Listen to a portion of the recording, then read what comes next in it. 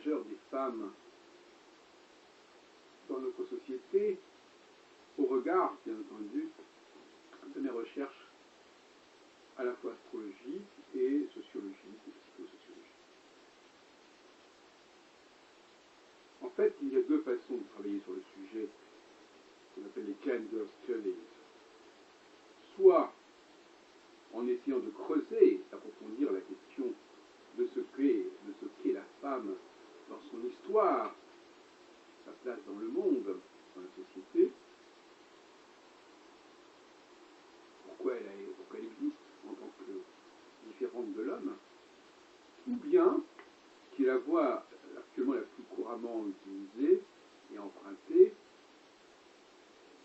de réfléchir à comment changer cette place. Et en fin de compte, comment instaurer la place de la femme dans la société de demain sans s'en revenir sur le passé. Ça correspond à des mentalités, à des démarches intellectuelles très très différentes. L'une qui ne s'intéresse pas au passé mais qui veut construire l'avenir, d'un point de vue idéal, je dirais, utopique, incarner et réaliser une utopie, et l'autre qui veut chercher à comprendre quelle est la place de la femme depuis des millénaires auprès de l'homme, dans son rapport avec le cosmos notamment, et cela exige évidemment une forme d'investigation bien différente que la démarche purement volontariste de vouloir que les choses soient comme ceci, comme cela, que ce soit d'ailleurs dans un projet paritariste, d'égalité, ou éventuellement même que ce soit dans un projet de domination de la femme dans les siècles à venir. Voilà qu'il y a une différence fondamentale entre réfléchir sur le passé et réfléchir sur l'avenir. Et chacun voit midi à sa porte. Alors moi, en ce qui me concerne, je suis plutôt sur la réflexion sur le passé. Ce qui m'intéresse, c'est de comprendre des millénaires d'histoire et ce qui s'est passé il y a des millénaires, effectivement, ce qui a constitué l'émergence de la femme auprès de l'homme, et je ne vois l'avenir de la femme que dans ce sens-là, que dans cette prolongation-là. Mais, cela dit, je n'exclus pas non plus, comme on a pu le comprendre après les causeries précédentes, que la femme puisse profiter de la nouvelle technologie.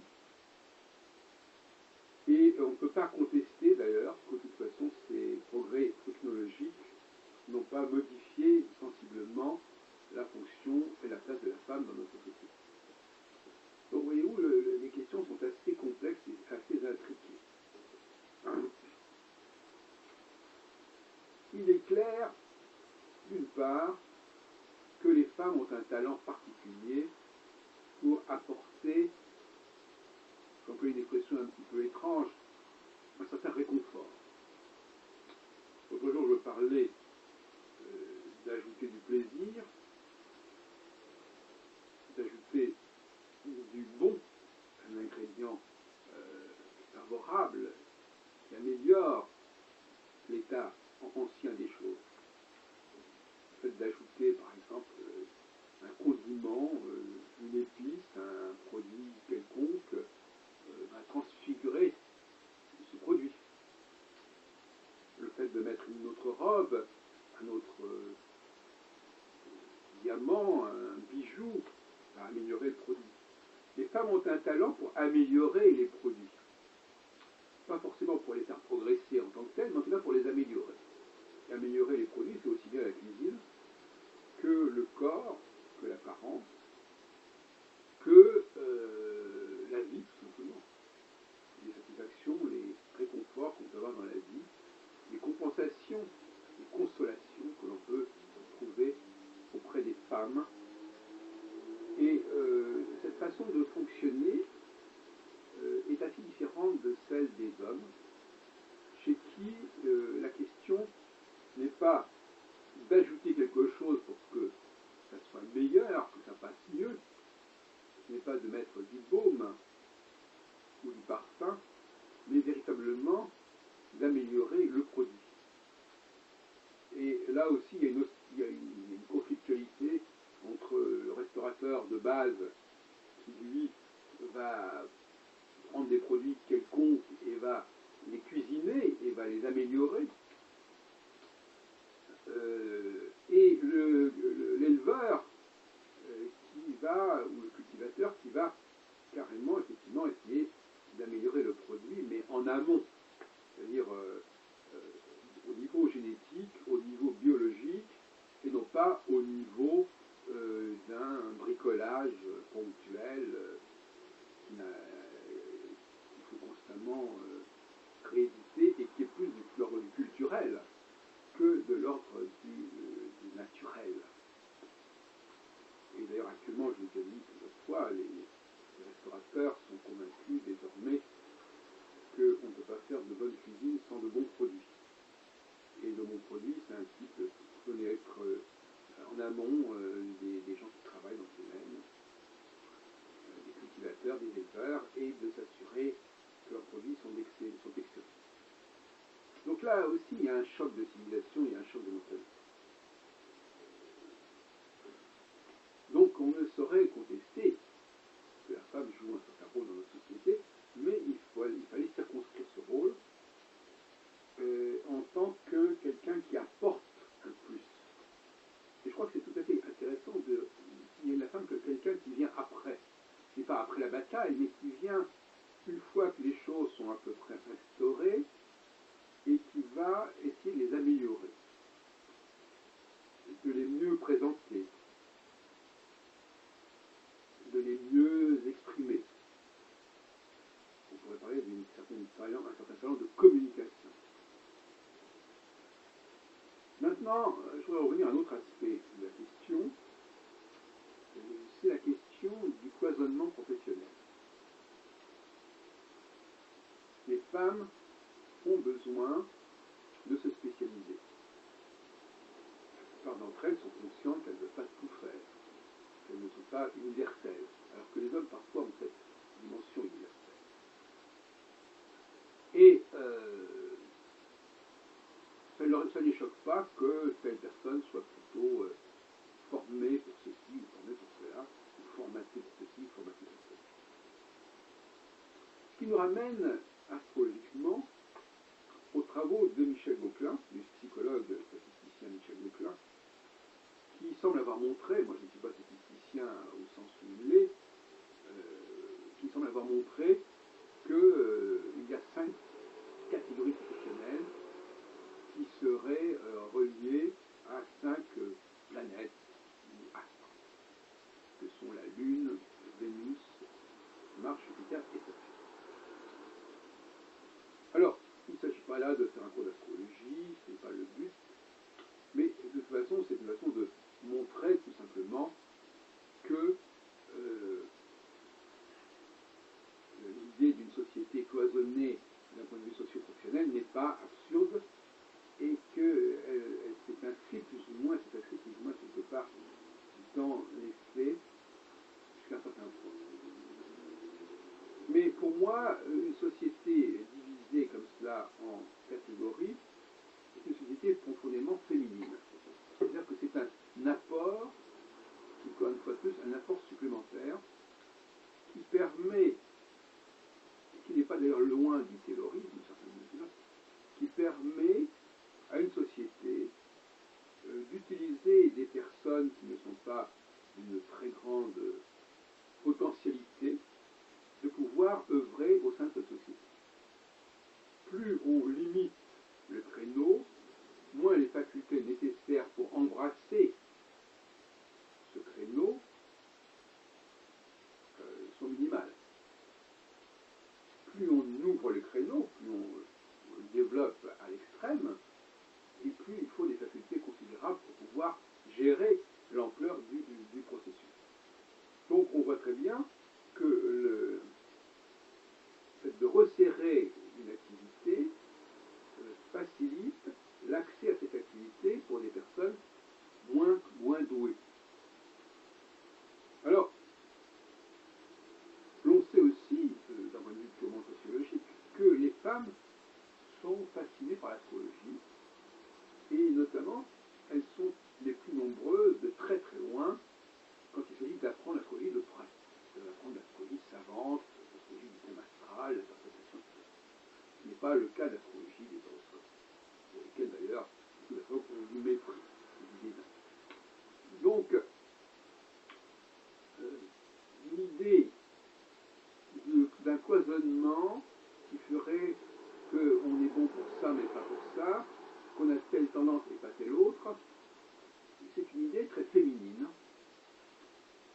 Et ça permet d'ailleurs d'avoir des personnalités extrêmement diverses, qui s'ingénient même, certaines mesures, à se différencier les unes par rapport aux autres, à s'individuer.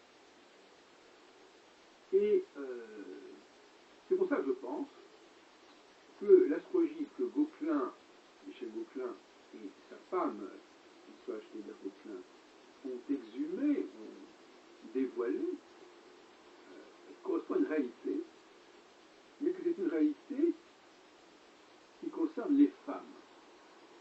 C'est-à-dire que, autrement dit, ça ne marcherait pas pour les hommes. Et ça nous renvoie à la fameuse question de la naissance, comment la naissance est provoquée. Il y a plusieurs théories à ce sujet, dont une qui est que c'est l'enfant qui générerait, déclencherait, au bout du compte, le processus de l'accouchement. Alors, je ne veux pas rentrer dans les détails, est-ce que c'est l'enfant qui déclenche le processus de l'accouchement, ou est-ce que c'est la mère qui capte certaines choses. Dans les deux cas, de toute façon, et ça le Gauquelin ne le dit pas assez clairement, il faut que quelqu'un, aussi bien l'enfant que la mère, ou l'enfant et la mère, détecte et capte le positionnement des astres. L'enfant ne peut pas justement voir les astres, puisqu'il est dans le ventre de la mère, et la mère a autre chose à faire que regarder les astres, savoir si c'est la bonne heure pour accoucher. Donc on est là dans un processus subconscient, dans un processus de détection, que j'appelle le processus radar. C'est-à-dire que quelque part, le radar voit des choses sans qu'on les voit. C'est-à-dire qu'il capte, par exemple, je sais pas, des bateaux, des avions, qui ne sont même pas encore en vue. Donc, je relis certaines formes d'astrologie, et d'ailleurs toutes les formes d'astrologie ont toujours des radars. Sans radar, il n'y a pas d'astrologie.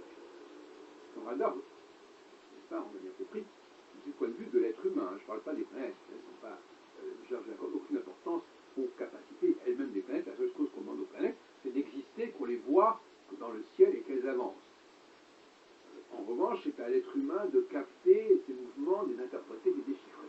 Donc on n'a rien à voir avec la question de savoir si les astres agissent sur nous ou pas.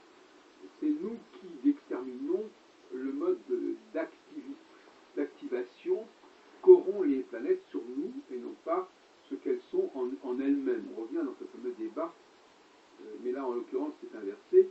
Peu nous importe ce que sont les planètes en elles-mêmes, ce qui nous importe c'est ce qu'on en a fait et ce qu'elles sont devenues, et le rôle qu'on leur a attribué et comment on les a instrumentalisées. Donc tout ce processus de rapport anthropo-cosmologique passerait par les femmes. Bon, alors, je l'ai montré, je l'ai dit pour l'astrocyclone, ce sont les femmes qui marquent le coup au niveau des processus de changement de phase tout au long de la vie de la personne. À ce moment-là, on n'est plus dans la naissance, mais c'est aussi probablement le rôle majeur que les femmes jouent à la naissance, pendant l'accouchement, et probablement, et là on peut évidemment une question, probablement les enfants de sexe féminin. Alors il faudrait refaire les travaux de Gauquelin pour voir si ça marche mieux avec les hommes qu'avec les femmes, etc. Enfin bon, il faudrait voir ça. Mais en tout état de cause, même si on admet cela, moi, il me semble que la question de la programmation professionnelle est une question qui est essentiellement d'essence féminine. Elle vaut pour les femmes, elle ne vaut pas pour les hommes. Les hommes n'ont pas vocation à être jupitériens, saturniens, lunaires, voués à telle et telle profession particulière qui exige des facultés particulières. Ma conception à